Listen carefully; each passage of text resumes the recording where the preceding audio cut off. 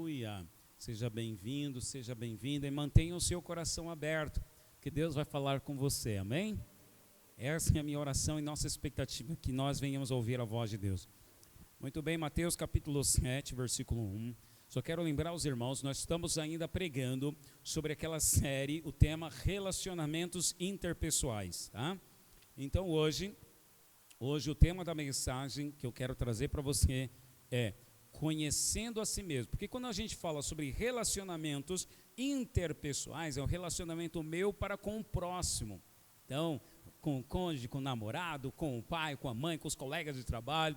Então nós estamos aqui buscando sermos pessoas melhores ao nos relacionar com o próximo. Mas é importante nesse processo de buscar ser uma pessoa melhor para se relacionar com o próximo, é importante que você também conheça a si mesmo. Então hoje eu quero trazer para você o tema conhecendo a si mesmo e como Deus pode transformar os seus defeitos em virtudes. Eu vou começar essa mensagem hoje, mas eu dividi ela em 4 partes. É a primeira vez que eu faço isso.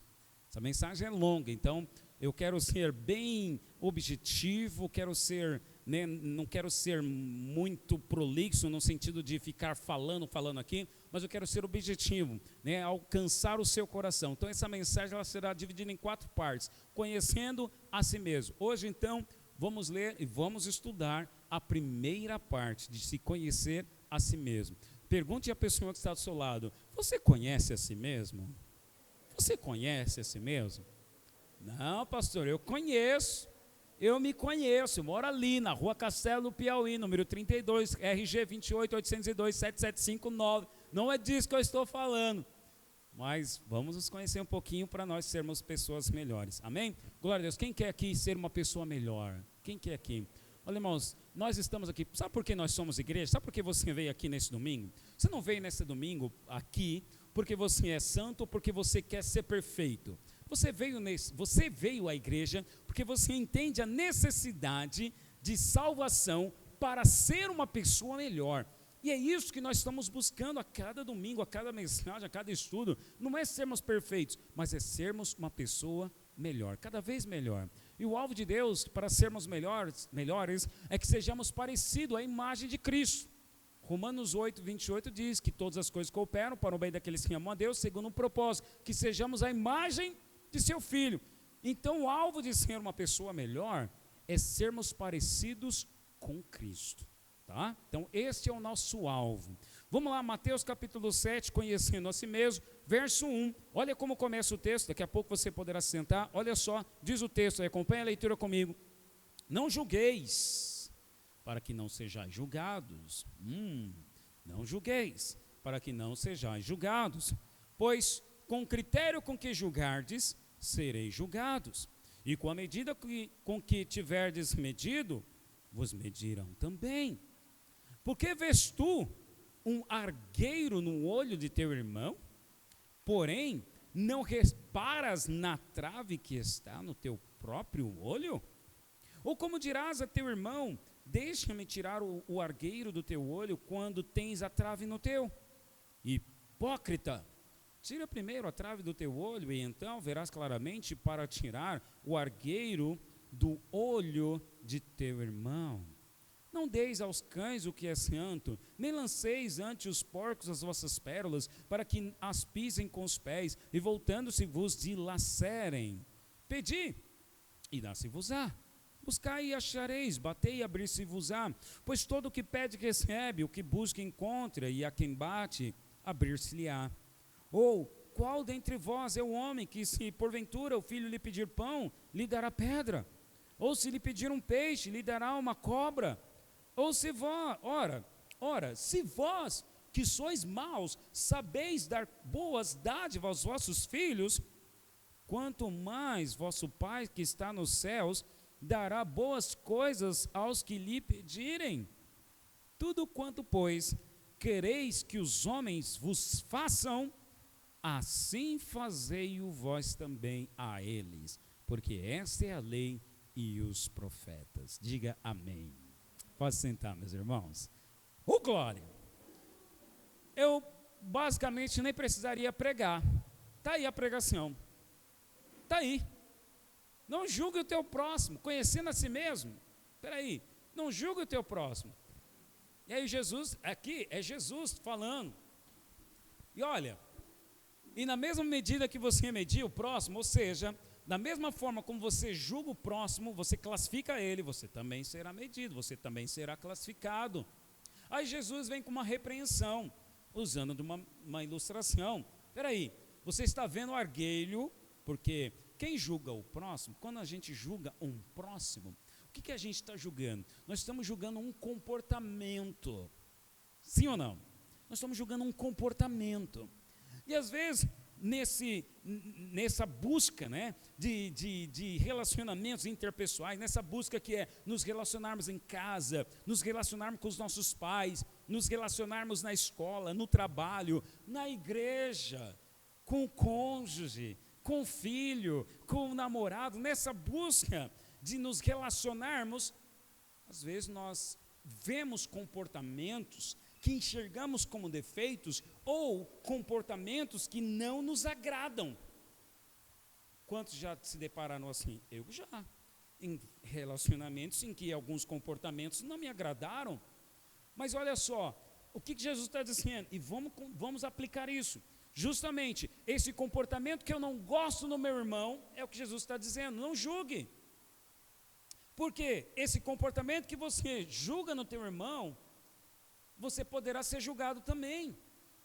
E outra, na mesma medida que você está medindo ele, por causa do comportamento dele, você também será medido. E aí Jesus vem com a ilustração. Espera aí, você vê um argueiro no teu olho. Irmão, eu fui no dicionário ver o que significa argueiro. Sabe o que significa argueiro? Uma palhinha, uma coisa sem importância, uma ninharia. Está lá no dicionário. Argueiro, palhinha, coisa insignificante, ninharia. Então, peraí, você está com dificuldade por causa disso, e aí Jesus fala, peraí, você está vendo um argueiro, ou seja, você está tendo problema nesse relacionamento por causa de ninharia, por uma coisa sem importância, e você não vê a trave que está no teu olho. E trave, sabe o que significa trave? Trave é trave. Trave, irmão, é uma viga de madeira. Então, peraí, olha só, o texto está bem claro, a mensagem é muito simples e objetiva aqui. Você fica chateado, às vezes com algo que é insignificante, e você mesmo não está vendo a trave no teu olho.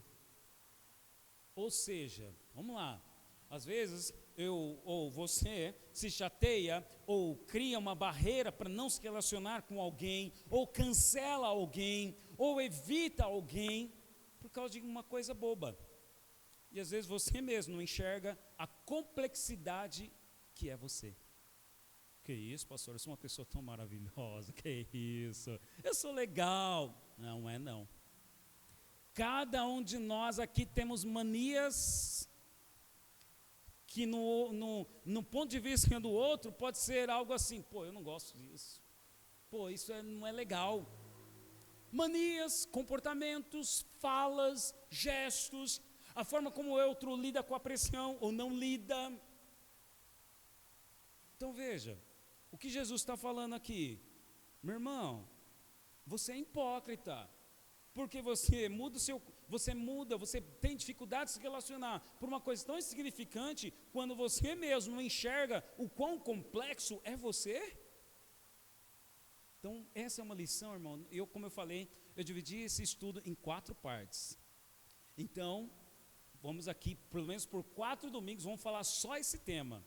E não quero, irmão, essa mensagem não tem um efeito. Os irmãos aqui que já estão andando comigo sabem, eu não trago aqui mensagem para te acusar, não quero isso. A mensagem aqui não é para que você saia desse ambiente com um sentimento de poxa, né, fui acusado, não, é para que você seja uma pessoa melhor. Quantos querem ser uma pessoa melhor? Eu estou no alvo, essa mensagem eu estou pregando para mim mesmo também, porque eu também estou nesse projeto de Deus, de ser uma pessoa melhor, a imagem e semelhança de Cristo. Então, a primeira coisa, para eu ser uma pessoa melhor, começa aí.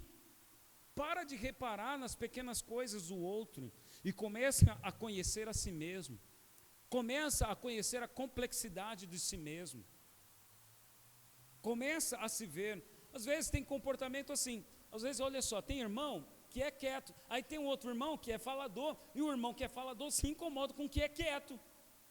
Pô, o irmão não fala. Às vezes até julga. Quando Jesus falou que não julga. Até julga. O irmão lá é todo metidão, não fala com ninguém. Mas o irmão não fala porque ele é tímido, sei lá, introvertido. Aí já o que é mais quieto, vê o outro que é falante. O irmão fala que nem um papagaio, o irmão me dá espaço também para falar. Quando eu vou entrar, quando eu acho que ele terminou a história, está ele lá emendando, não tem ponto, é só vírgula. É uma coisa emendando a outra. Conhece irmão assim? Quando vai dar testemunho, né? Ou quando vai compartilhar, abrir o coração na cela, não para. Ou então, é aquele tipo de irmão que fala. Ih, o irmão está vindo ali, deixa eu vir para cá. Que ele vai te alugar. Tem pessoas assim, tem ou não tem? Talvez você seja uma dessas assim. Às vezes nós enxergamos muito rápido o próximo, mas não enxergamos o nosso comportamento, e é isso. Esse é o foco aqui de Jesus, esse é o foco dessa mensagem. Nós vamos sempre ter problemas, irmãos, nós vamos sempre ter problemas. Quero dizer para você, nós vamos sempre ter problemas. Vou repetir, nós vamos sempre ter problemas nos relacionamentos, quando nós ficamos só reparando no comportamento do outro, e não reparamos no nosso. Onde está a felicidade de um casamento duradouro? É quando eu me enxergo, quando eu também reconheço que eu também sou uma pessoa difícil, que eu também sou uma pessoa complexa. Onde está o problema nos relacionamentos? Quando as pessoas não querem ficar mais juntas. O que elas falam? Ela é tão diferente de mim. Eu quero ser feliz. Essa é a frase, é ou não é? Porque fez algo que não agradou, o algo é comportamento. E na visão bíblica, Jesus não quer que nós ficamos reparando no comportamento do próximo. Irmão, não precisa ir longe. Você vai no trabalho, as pessoas ficam te reparando, ficam julgando o seu comportamento, julgando você. Às vezes você vem na igreja e você vem com essa expectativa. Pô, eu vou para a igreja, porque em casa eu sou julgado. Meu pai fala, né? Só fica nesse videogame aí, menino, vai trabalhar. Sou julgado. Vou para o trabalho. O pessoal também fica me julgando porque eu estou ali, né, ajudando o chefe. Puxa saco! Estão me julgando. Estou na vila, estão me julgando. Aí você vem para a igreja. Pô, enfim, eu encontrei um lugar onde não me julgam. Aí de repente acontece alguma coisa e as pessoas começam a te isolar. Ou então te julgar também, dizendo que você é metido, que você é isso, que você é um mala. Então, irmão, não para. E eu quero dizer para você que aqui também, infelizmente, nós vamos encontrar julgamentos, porque isso está na natureza pecaminosa que está impregnada em você e em mim. Esse é o ponto. O julgar é uma luta, essa questão de só ficar reparando na coisa insignificante, não reparar o quão complexo nós somos. Na verdade, nós estamos nos julgando e sempre vamos nos justificar. E é interessante porque no texto, aí Jesus, ele entra ali, e Jesus, o tema na minha Bíblia pelo menos está assim, né? Jesus incita a orar, quando ele fala, pedi e dar-se-vos-á, buscais e achareis, bateis e abrir-se-vos-á, pois todo o que pede recebe, o que busca encontra, quem bate abrir-se-á. Aí ele traz a ilustração, por qual é o homem que se o filho pede pão, o pai vai dar pedra, se o filho pede água, o pai vai dar veneno. Ora, aí Jesus fala, se vocês sois mal, olha, Jesus está reconhecendo, está falando, você tem uma natureza mal, viu? Você não é tão legal assim. Mas se você, que não tem uma natureza legal, sabe dar boas coisas para o seu filho, aí Jesus conclui, quanto mais o Pai que está no céu dará coisas boas aos que lhe pedem. E aí, esse versículo, talvez você já ouviu pregações assim, está vendo? Deus quer te dar um carro novo. Você está andando aí de HB20, mas Deus quer te dar um iX35. Você está aí orando pelo seu apartamento, mas Deus quer te dar uma casa no Anália Franco. Você está orando aí para pagar suas dívidas, mas Deus quer te dar uma empresa para você investir. Talvez você escutou mensagens assim. Mas, irmão, Jesus não está falando de coisas. O alvo aqui não é pedir coisas. O alvo não é pedir coisas. É pedir o quê? O Espírito Santo. Para eu vencer essa natureza que julga.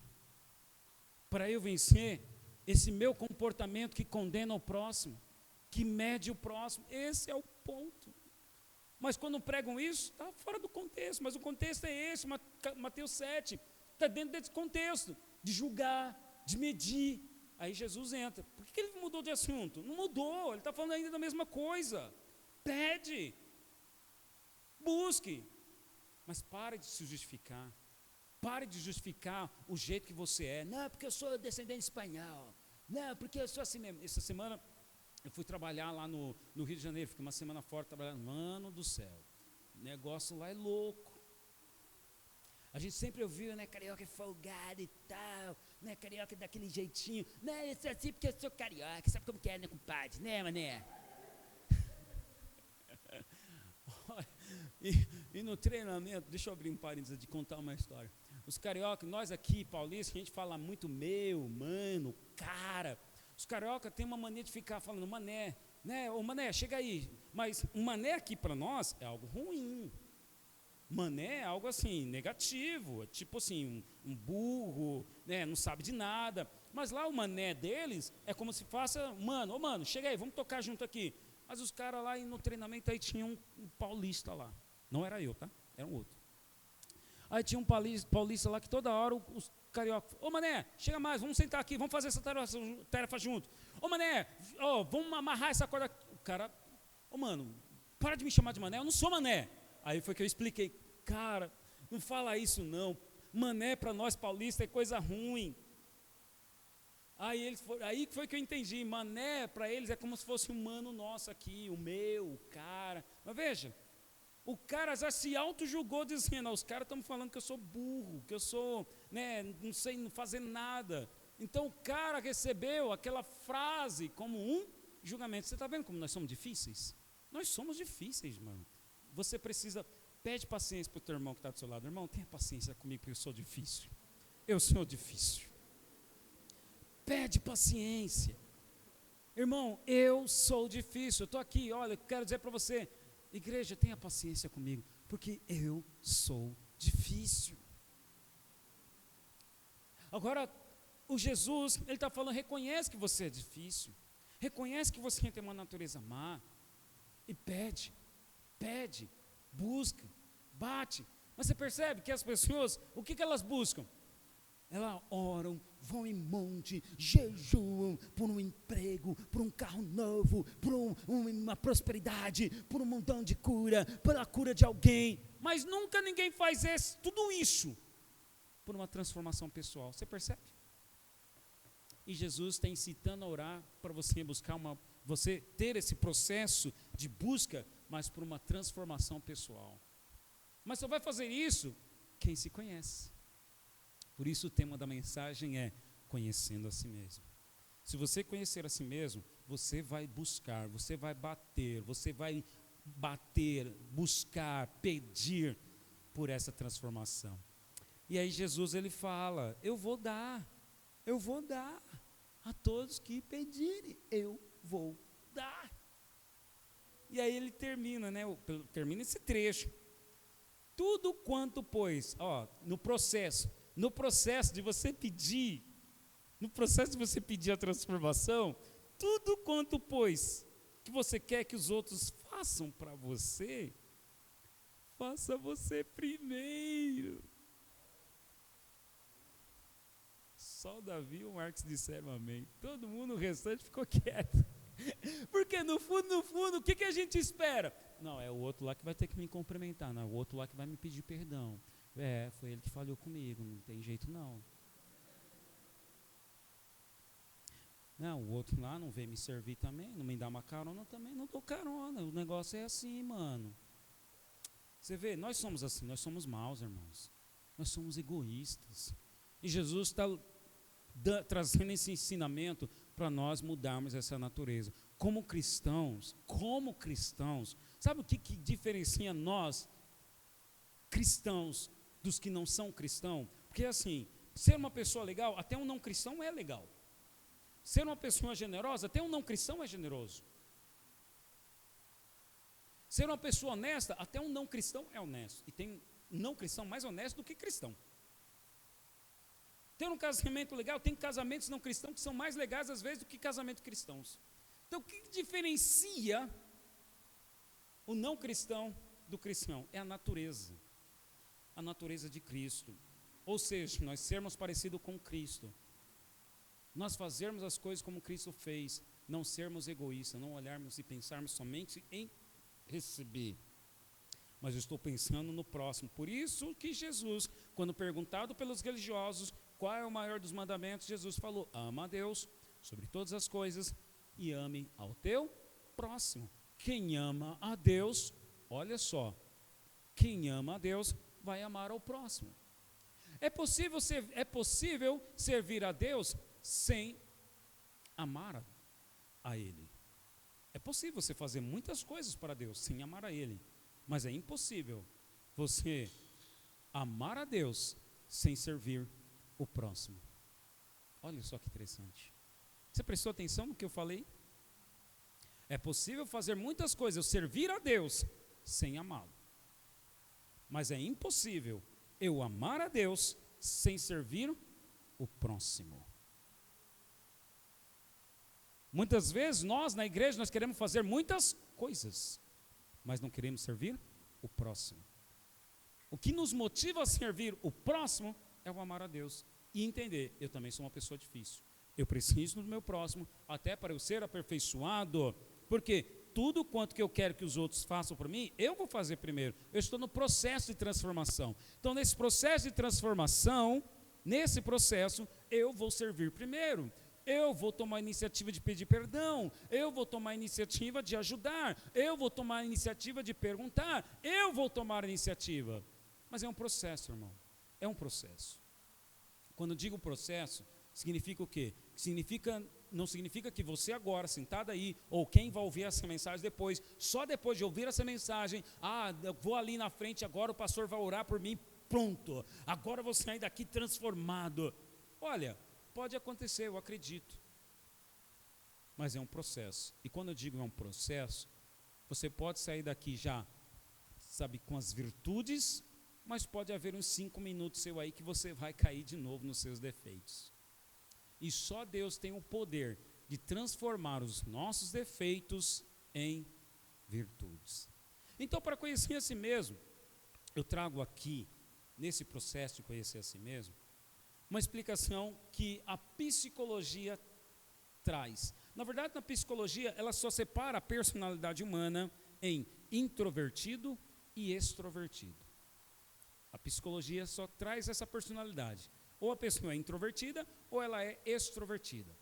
Mas, lá muito tempo atrás, Hipócrates, o pai da medicina, Hipócrates, foi ele o primeiro, o filósofo, a escrever que o ser humano ele é dividido em 4 temperamentos.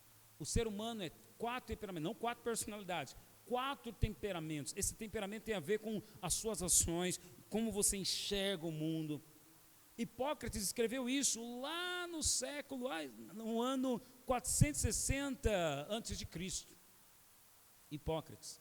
E sabe o que é interessante? É que passaram-se os anos, houve um progresso, mas essa teoria não houve contestação e nem tampouco rejeição. Então acredita-se nisso ainda. E eu quero trazer para você nessa série de mensagens que nós vamos falar sobre esses 4 temperamentos. A Bíblia não apresenta, você não vai ver na Bíblia falando assim, olha, você que é do temperamento tal. Não, o temperamento aqui é conhecer a si mesmo. Eu sou a favor de você procurar um psicólogo. Eu acho que todo mundo deveria, pelo menos uma vez na vida, procurar um psicólogo. Não, pastor, eu não estou louco. Eu falei psicólogo, não psiquiatra. Psicólogo, irmão, para você até entender as suas complexidades, suas mazelas emocionais. Olha como nós somos. E eu quando digo nós igreja. Se chega um irmão e fala assim, eu estou com dor de cabeça, estou com enxaqueca. Aí aconselha, olha, procura um médico, pode ser um problema. Eu estou com dor no estômago. Procura um clínico geral.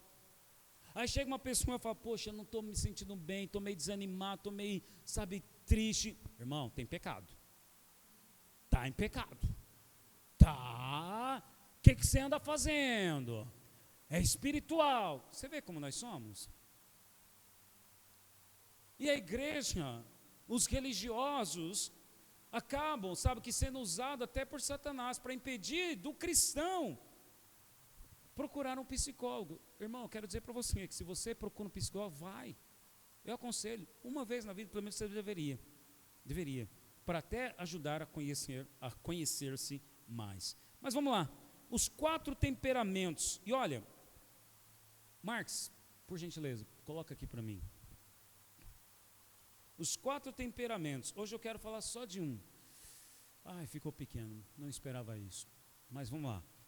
Irmãos, os 4 temperamentos: sanguíneo, colérico, melancólico e fleumático. Nessa série de mensagens eu vou falar de cada um deles. E cada temperamento, e o objetivo aqui, eu trazer essa mensagem é para que você se identifique, que você se conheça. Lembrando que Jesus falou, você é mau, conheça a si mesmo. E ao se conhecer, peça ajuda, pede para o Pai, pede o Espírito Santo, pois Ele tem o poder de transformar você. Então o alvo aqui não é você ficar julgando o irmão, tá? O irmão ali é fleuma, o outro lá é colérico. Não, é você se conhecer. E claro que ao se conhecer, você também, olha só, presta atenção nessa verdade. A questão do seu temperamento não pode servir de justificativa. Eu sou assim porque eu sou colérico. Já digo que o colérico, ele é o explosivo, ele é um nervosinho. O seu temperamento não pode servir de justificativa.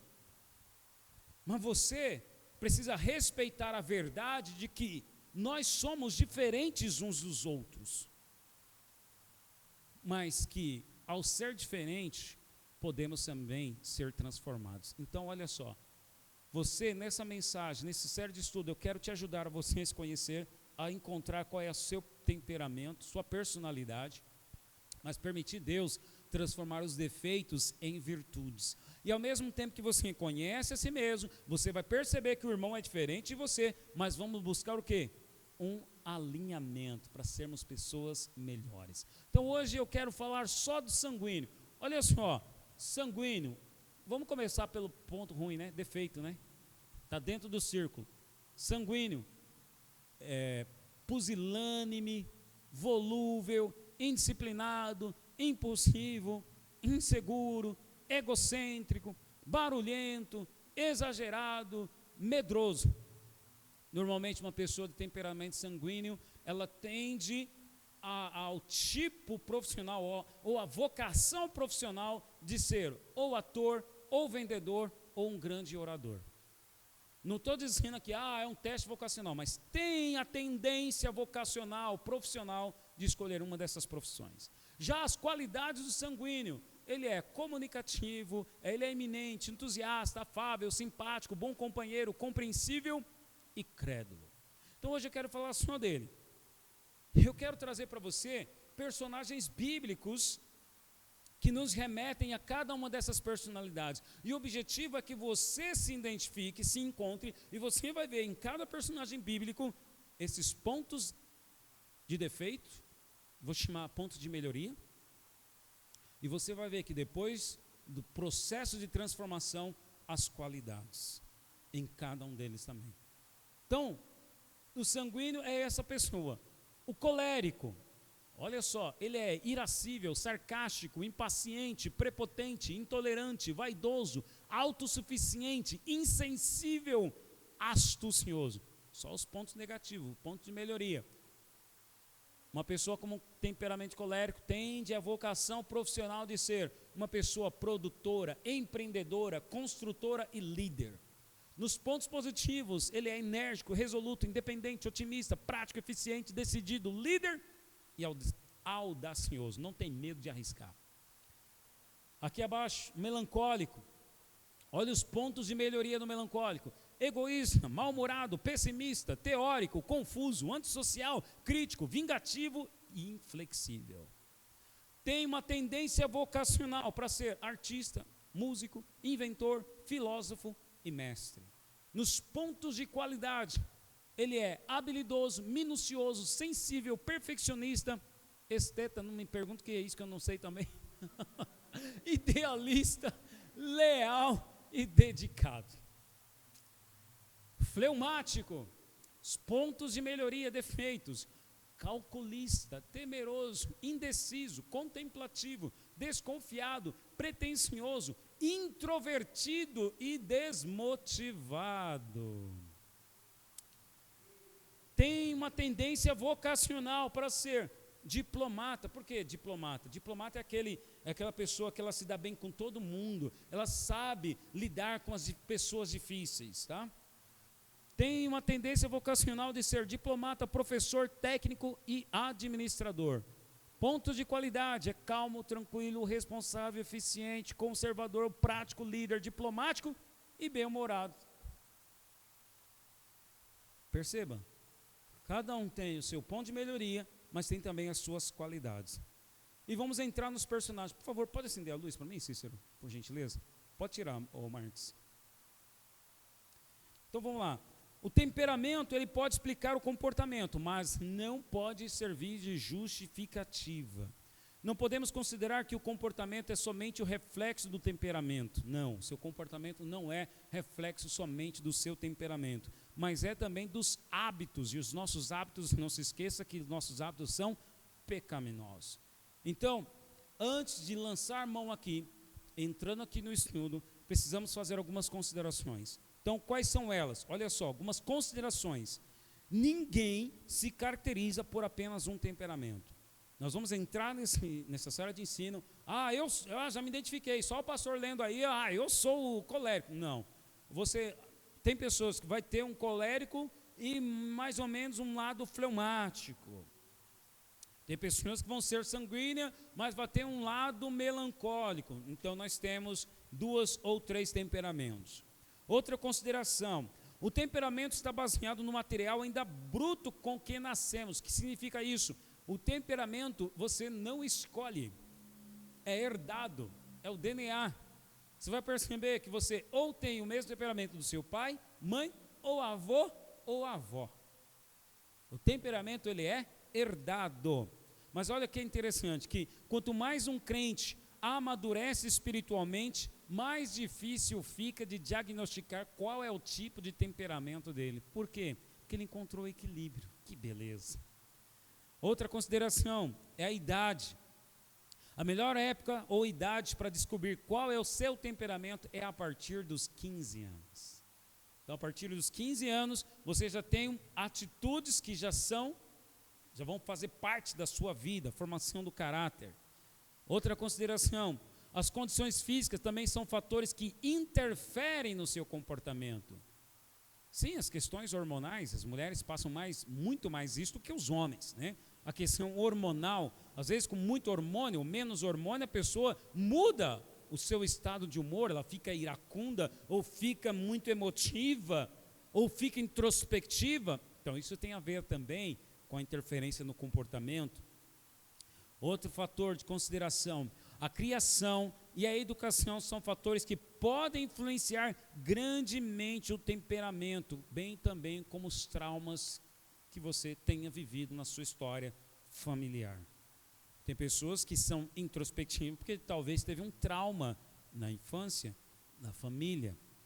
Um temperamento não é melhor que o outro. Não vamos nos envaidecer. Eu sou fleumático, está vendo? Eu sou mais calmo que o colérico. Como eu gostaria de ser sanguíneo, uma pessoa desinibida. Não tem temperamento melhor que o outro. Outra consideração: os comportamentos não são eliminados, mas sim transformados. E esse será o nosso alvo. E uma outra consideração que eu acrescento: aceite você do jeito que você é. Aceite o seu temperamento. Não queira ser quem você não é. Não use máscara. Não use máscara. Ser cristão é ser uma pessoa autêntica, que não usa máscara. Ou seja, não se esconde fingindo ser alguém que não é. Seja você. E olha, hoje, rapidamente, eu quero falar só do temperamento sanguíneo. E trazendo um personagem bíblico que nos remete ao temperamento sanguíneo, é Pedro, o apóstolo. Pedro, olha só, exemplo de que ele foi impulsivo. Marcos, por favor, Marques, coloque Mateus 4:20. Mateus 4:20. Então, olha só alguns pontos do temperamento. Pedro era uma pessoa sanguínea. Em Mateus 4:20, Jesus, Pedro, qual que é o temperamento sanguíneo? Uma pessoa sanguínea, ela é impulsiva. O que é uma pessoa impulsiva? Elas agem primeiro e depois pensam. Falam primeiro e depois pensam. Então esse é o lado impulsivo. Muitas vezes dá ruim, mas algumas vezes dá bom. Jesus, ele passa na praia chamando uma turma, né? Vamos dizer assim, recrutando os discípulos. E ele chega junto de Pedro, onde ele estava, e fala para eles lançarem as redes. E aí Pedro, na sua impulsividade, não pensou duas vezes. Então eles deixaram imediatamente as redes e o seguiram. Ali estava Pedro e o seu irmão. Pedro deixou imediatamente, não pensou duas vezes, deixou. Já em outro momento, lá em Mateus 14, verso 28 e 29, Jesus, os discípulos tinham ido navegar no mar da Galileia, estava de noite, tinha uma neblina, e aí eles visualizam uma pessoa andando sobre as águas, e todo mundo ficou com medo, é um fantasma, meu Deus! Aí Pedro, na sua impulsividade, falou, mestre, se és tu, me manda ter contigo. E aí respondeu Jesus, sim, Pedro. Aí ele disse, vem, oh meu Deus, ele disse, vem Pedro, e Pedro descendo do barco andou por sobre as águas e foi ter com Jesus. E os outros discípulos ficaram só lá, vai lá Pedro. Mas veja só, olha o ponto positivo. Talvez você é esse tipo de pessoa, impulsivo, você fala e depois você fica, meu Deus, por que eu falei? Às vezes tem esse momento da vida, mas tem momento que ser impulsivo é bom. Ninguém na Bíblia andou sobre as águas a não ser Pedro e Jesus. E os outros discípulos, eles poderiam ter andado também, porque Jesus falou, vem. E só quem andou foi Pedro, por causa da sua impulsividade. Então ele não mede as consequências, o ser impulsivo não mede as consequências. Então se você é uma pessoa assim, sabe, isso é bom. Isso é bom, o problema está quando você percebe, olha só, Pedro na história, ele reparou o vento, e aí teve medo, com isso ele afundou. Então ser impulsivo às vezes, isto é bom. Então o que falta ao sanguíneo algumas vezes é o domínio próprio. O sanguíneo também ele é falante. Pedro não ficava em silêncio, era sempre ele a quebrar o silêncio. Sabe, você está numa roda de amigos, sempre tem aquele que quebra o silêncio. Você está lá com os colegas, está aquele silêncio, um esperando o outro, mas sempre tem um sanguíneo que é o primeiro a tomar a iniciativa a falar. Esse era Pedro.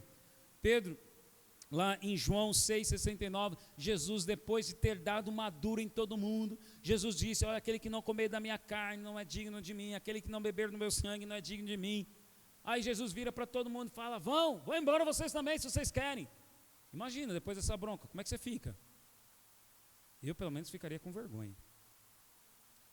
Mas Pedro, falante, Pedro tomou iniciativa e falou, não Senhor, para onde nós iremos? Se só o Senhor tem as palavras de vida eterna. Então tem momento que ser falante é bom. Olha só, em outro momento, Pedro falante também, Jesus de novo, ele manda perguntar, olha, o que anda dizendo aí, está lá em Mateus 16, o que anda dizendo o povo que eu sou? E aí, os discípulos responderam assim, andam dizendo que tu és profeta, andam dizendo que tu és Jeremias, João Batista, sei lá. Aí Jesus pergunta, e vocês? Quem vocês dizem que eu sou? Aí Pedro quebra o silêncio e diz, tu és o Cristo, Filho do Deus vivo. E Jesus fala, tu és o cara, Pedro, tu és o cara. Você agora é rocha, você é Pedro, dar-te-ei as chaves do reino dos céus. Pedro é falante. Na mesma história, está lá em Mateus 16, depois você pode conferir. Jesus agora anuncia que é chegada a hora dele subir para Jerusalém para ser morto e crucificado. Aí Pedro, falante, deu bom na outra. Ô Jesus, tem dó de ti mesmo, vai para lá não, fica aqui com a gente. E o que Jesus fala? Arreda Satanás. Você imagina Pedro, imagina todo mundo. Ih, deu ruim pro cara, não sabia, você é falante, tá vendo? Quem mandou você tagarela? Tem hora que dá bom, mas tem hora que vai dar ruim. Esse é você. Mas você acha que Pedro ficou mal com isso? Poxa, Jesus me envergonhou. Agora há pouco, ele falou que eu era o cara. Deus usou a minha vida. Agora ele está dizendo que eu sou Satanás. Quer dizer, não está dizendo que é Satanás, só arreda Satanás. Mas olha só, o cara pode interpretar assim. Agora o cara está dizendo que eu sou Satanás. Também não fico mais nessa igreja de Jesus. Tem gente que é assim ou não é? É. E vamos aprender com Pedro. Você acha que Pedro ficou assim, lambendo as feridas? Segue o jogo. Segue o jogo, Jesus. Eu acredito no Senhor. Segue o jogo. Eu acredito no processo. No processo. Então o sanguíneo não sabe, muitas vezes, o momento certo de falar. Às vezes ele fala no momento errado. Mas olha, se você fala, se você é falante, tem momento que você vai acertar, mas tem momento que você não vai acertar. Mas olha, segue o jogo. Não fique envergonhado. Esse é o ponto. Pedro também é aquele de vontade fraca. O que é a pessoa de vontade fraca? Ele é inseguro. Então, para demonstrar que ele vai fazer algo, ele conta os seus feitos, ele conta o que ele vai fazer.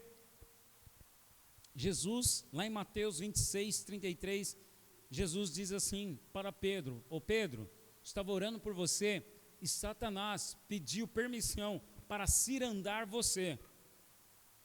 Aí Pedro, o que diz? Que isso, Senhor? Imagina, hashtag tamo junto, não te abandona não. E o que Jesus fala? Pedro, antes que o galo cante por 3 vezes, sabe o que você vai fazer, Pedro? Você vai me negar. Oh, que isso, Jesus, para com isso, não fala uma coisa dessa. Eu estou aqui desde a fundação dessa igreja, você acha que eu vou sair dessa igreja, Jesus? Imagina, eu sei que o Senhor fez na minha vida. Esse é o falante, conta os seus feitos, ele está contando que vai estar junto, mas você conhece a história. Na hora da pressão, pessoas assim, sanguíneas, na hora da pressão, o que ele faz? Ele tem vontade fraca. Ele precisa, a pessoa sanguínea, às vezes ele precisa falar, porque ele precisa se ouvir. Na verdade, ele é tão inseguro, que ele precisa falar para se convencer. Olha só, conheça a si mesmo. Às vezes você está falando que vai fazer algo, mas você não é aquela pessoa que faz, que executa, você fala para se convencer. Esse era Pedro. Pedro falou, mas no final, você conhece, ele negou. E quando o galo cantou a 3ª vez, ele se lembrou. E ao se lembrar, o que ele fez? Ali ele percebeu, cara, eu sou mau. Ele chorou copiosamente. Não foi se enforcar, como fez Judas, mas saiu envergonhado, porque ali ele percebeu, agora estou me conhecendo. Agora eu sei quem eu sou. Sou falante, sou impulsivo, sou inseguro e tenho vontade fraca. Esse sou eu. Pedro saiu chorando. Ou seja, Deus usou as circunstâncias para mostrar a Pedro quem ele era. Muitas vezes você só vai se conhecer através das circunstâncias. Por isso, irmão, você não pode, nesse processo, de transformação, você não pode evitar as circunstâncias. Você não pode evitar aquele irmão difícil. Deus talvez está usando aquele teu chefe para pegar no teu pé. É esse mesmo. Deus talvez está usando aquele colega no trabalho, Deus talvez está usando o teu pai, Deus talvez está usando o teu cônjuge, Deus talvez está usando alguém na igreja para formar o seu caráter e para mostrar a você quem você realmente é. Até então Pedro era autoconfiante, mas veio as circunstâncias uma atrás da outra. Quando chegou a essa final, foi só nessa circunstância que Pedro chorou. Foi só nessa, quando ele se lembrou, poxa, Jesus tinha dito. E a Bíblia fala que ele chorou copiosamente. Sabe o que é chorar copiosamente, irmão? Chorar copiosamente é você chorar de soluçar. É você chorar reconhecendo, poxa, eu fiz algo terrível. Nada imoral, olha só, nada imoral. Mas Pedro percebeu que ele não era o cara. Não era essa pessoa. Pedro agora está se conhecendo. Abra o seu coração e comece a perceber, esteja sensível para perceber quais circunstâncias Deus está usando para transformar você. Em qual circunstância Deus está usando para transformar você? Talvez você, nessa semana mesmo, você decidiu, poxa, eu vou sair do meu emprego, estou cansado. Não pede, não sai não. Não sai. Não sai. Se Deus abriu essa porta, deixa Ele fechar. Não tenta forçar uma porta que Deus não quer fechar. Talvez nessa semana você decidiu, eu vou sair dessa igreja porque não aguento mais aquele irmão, não aguento mais aqueles irmãos. Não faça isso não. Você vai sair daqui, você vai pular para outra igreja, você vai encontrar a mesma circunstância de novo. E quando sair da outra, e de novo, e de novo, e de novo. Até você reconhecer que o problema não é o outro, mas é você. Conheça a si mesmo, através das circunstâncias. Essa é a lição que Deus quer nos dar, quando Ele diz, através de Paulo, todas as coisas cooperam para o bem daqueles que amam a Deus. Todas as coisas lá são todas circunstâncias, cujo propósito e alvo é que você seja a imagem e semelhança de Jesus. Uau, tremendo isso. Irmão, eu estou nesse processo, você está nesse processo, nós estamos nesse processo. Portanto, olha só, o primeiro passo é eu conhecer a mim mesmo. Reconhecer, primeiro, que eu tenho uma natureza mal, peço ajuda ao Senhor. Pedro agora, ele vai ter um encontro com o Senhor. Jesus ressuscita, você deve se lembrar a história, lá em João 21, Jesus ressuscita, Jesus vem ter um encontro com Pedro, e Jesus pergunta para Pedro, Pedro, tu me amas? E Pedro fala, sim, Senhor. E Jesus fala, então pastoreia as minhas ovelhas. Pedro, tu me amas? Sim, Senhor. Então apacenta o meu rebanho. Pedro, tu me amas? Houve um momento de silêncio. Senhor, tu sabes. O que é isso? Pedro está lembrando. Todas as vezes que ele falou que ia fazer, não fez. Pedro está lembrando, Senhor, eu preciso de ajuda. Eu preciso de ajuda. Tu sabes, eu preciso do Senhor. Eu preciso da tua ajuda. Eu tenho falha no meu temperamento. Tu sabes, Senhor. Tu sabes. Eu preciso do Senhor para ser um marido melhor. Preciso do Senhor para ser um pai melhor. Preciso do Senhor para ser um pastor melhor, um líder melhor. Preciso do Senhor para ser um empreendedor melhor, para ser um empregado melhor, para ser um vizinho melhor. Preciso do Senhor para ser um amigo melhor. Preciso do Senhor, tu sabes. Eu não sei, Senhor, tu sabes. Gente, esse é o caminho. Esse é o caminho. Pedro começa a ser transformado aí. Sai de João 21, vamos lá para Atos. Aí lá em Atos, o que acontece? O derramar do Espírito Santo, porque Pedro se abriu. E aí os discípulos são batizados com o Espírito Santo.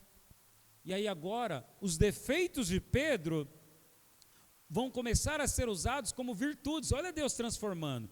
Lá em Atos, lembra? Pedro é falante. Os discípulos são batizados do Espírito Santo. Isso está em Atos 2. Todos agora começam a falar em línguas.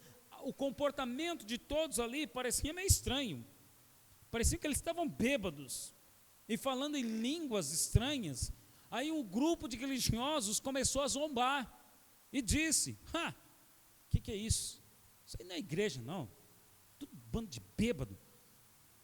Aí o falante levanta, Pedro, cheio do Espírito, nós não estamos bêbados quando vocês andam pensando, mas o que está acontecendo aqui, que vocês estão vendo, É o que disse e profetizou o profeta Joel, que nos últimos dias desceria o Espírito Santo. E Pedro começa a falar com convicção, com ousadia, com autoridade espiritual. O falante tomou a iniciativa, ele rasgou o silêncio, mas agora falando e no momento certo, e falando as palavras certas. Uau! Uau! E outro momento, ainda lá em Atos 4, os fariseus começam a ver que Pedro e a igreja de Pedro está crescendo. E eles chegam para intimidar Pedro e falam: Pedro, eu quero que você pare de pregar sobre Cristo. Eu quero que você pare de pregar sobre essa seita do caminho. E sabe o que Pedro fala? Não. Antes é melhor obedecer a Deus do que obedecer a homens. Aquele homem inseguro agora é um homem corajoso, que enfrenta aqueles que querem o intimidar e o parar, porque ele está convicto de quem está fazendo e quem operou a transformação foi Deus. Pedro acerta aqui, encarando. Pedro acerta, estou mostrando para você o que acontece depois de você se abrir e você pedir o Espírito Santo. Olha o que acontece, a transformação. Mas como eu disse, isso é um processo. E eu amo a Bíblia, porque a Bíblia não mostra homens perfeitos, mas mostra homens como eu e você, que queriam ser pessoas melhores, e para isso precisavam de Jesus. Pedro lá em Atos enfrentou, mas lá em Gálatas, deixa eu ver qual é a referência, lá em Gálatas, Pedro já não enfrenta mais a autoridade, Pedro vacila. Gálatas 2,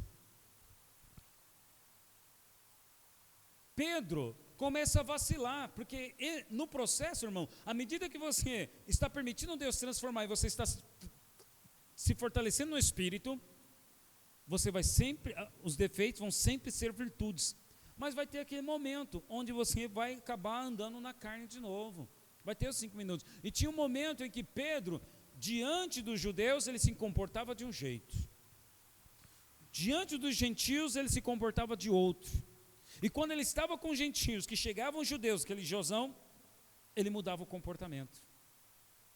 E lá em Gálatas 2, o apóstolo Paulo chega para repreender e puxar a orelha de Pedro. Ô Pedro, que negócio é esse? Você anda mudando o seu comportamento? Quando você está com os gentios, só porque chegou os judeus, você mudou o seu comportamento? O que é isso? Que é isso? Olha só. E eu amo a Bíblia, porque ela mostra isso. O mesmo Pedro, que eu acabei de falar das virtudes, agora o que está acontecendo com ele? Está falhando. Mas você acha que Pedro aqui, de novo, vai lamber as feridas? Que isso, ô Paulo? Pedro poderia falar isso. Ô Paulo, você acabou de chegar na igreja, agora. Quem é você para vir falar alguma coisa para mim? Mas a Bíblia diz que Pedro baixou a cabeça e concordou, porque ele sabia, ele conhecia. Lembra, ele agora já se conhece a si mesmo. É verdade, eu estou sendo um crente camaleão. Estou com os crentes, sou de um jeito, estou com os não crentes, sou de outro. É verdade. Pedro aceitou a admoestação, Pedro aceitou a correção. Quem conhece a si mesmo, ele conhece, ele percebe quando Deus está usando um outro irmão. Quem conhece a si mesmo, ele percebe quando Deus está usando um outro irmão ou pessoa para falar com ele, para que ele seja uma pessoa melhor. Pedro não se revoltou contra Paulo, Pedro não se revoltou contra Jesus, mas em todas as circunstâncias ele percebeu: eu sei quem eu sou e Deus está usando você, Deus está usando a sua vida. Vamos colocar em pé, vamos orar, porque como Jesus disse, nós precisamos reconhecer que somos maus e precisamos pedir, bater, buscar, porque Deus é bom e Ele quer dar o Espírito para aqueles que estão em busca da transformação. Quantos estão em busca da transformação? Aleluia. Curva sua cabeça e feche os seus olhos. Eu quero te convidar agora a você orar.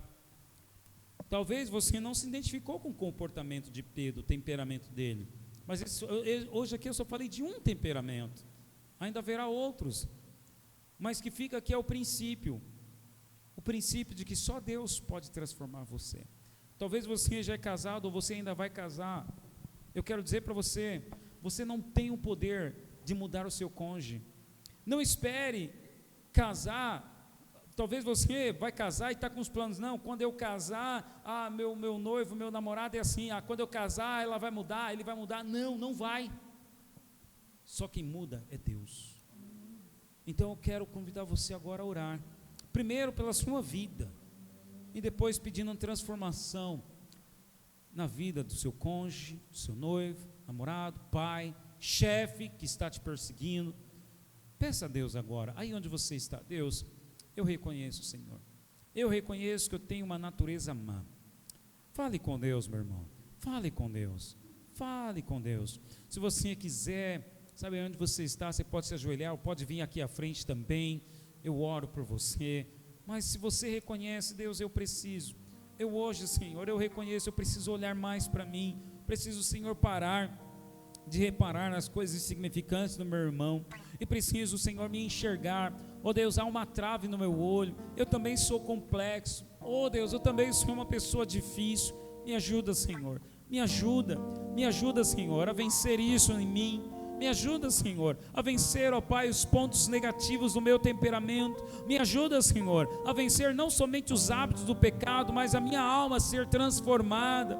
Oh Deus, me ajuda, Senhor, a ser menos explosivo. Me ajuda, Senhor, a quando estiver, Senhor, sob pressão, a exercer o fruto do Espírito, que é o domínio próprio. Me ajuda, Senhor, Pai, a não ser, Senhor, impulsivo. Me ajuda, Senhor, ó Deus, a cumprir com o que eu falo. Me ajuda, Senhor, a ir até o fim. Ó Pai, a ser uma pessoa que vai até o fim. Me ajuda, Senhor, se eu estava, Pai, decidido a mudar, ó Deus, a evitar, a mudar de igreja, a mudar de trabalho por causa do outro, Pai, hoje, Senhor, eu reconheço que o problema não é o outro, o problema está em mim. Ó Deus, e o Senhor está usando essas circunstâncias para falar comigo. Por isso, Deus, vem e me transforma. Vem e me transforma, Deus. Ó Deus, no seu infinito amor, Pai, me transforma, me aperfeiçoa e me faz uma pessoa cada vez mais parecida, cada vez mais a imagem e a semelhança do Teu Filho, nosso Senhor, Deus e Salvador, Jesus Cristo.